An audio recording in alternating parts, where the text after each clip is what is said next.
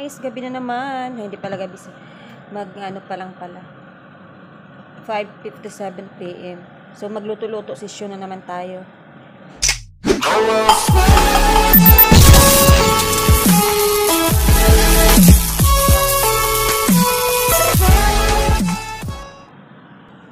Nagpakulo muna ako ng tubig na may pepper. Ibang klaseng pepper yan. Iwan ko yan. Hindi ko maintindihan yung pangalan. Basta pepper yan.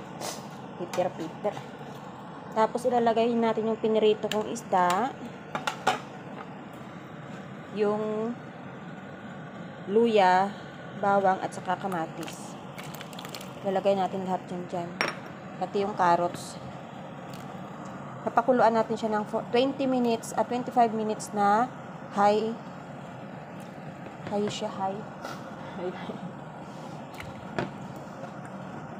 Tapos 20 minutes, another 20 minutes na low lang siya na heat. Low heat.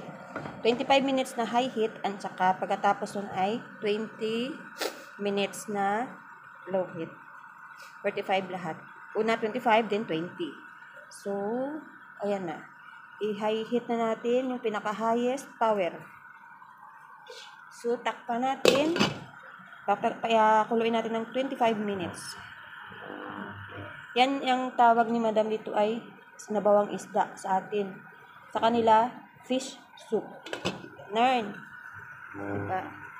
Natin yung sibuyas dahon.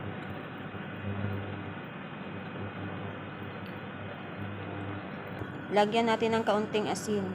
Kasi ayaw nila ng maalat dito. At saka antayin na kumulo ng kumulo hanggang 45 minutes. And there we are. Mainit. After 45 minutes, our soup ay abaw. Luto na.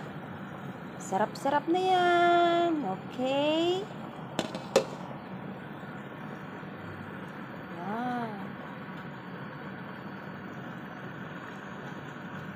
Kasabay ko pa yung pagkain ng aking mga alaga.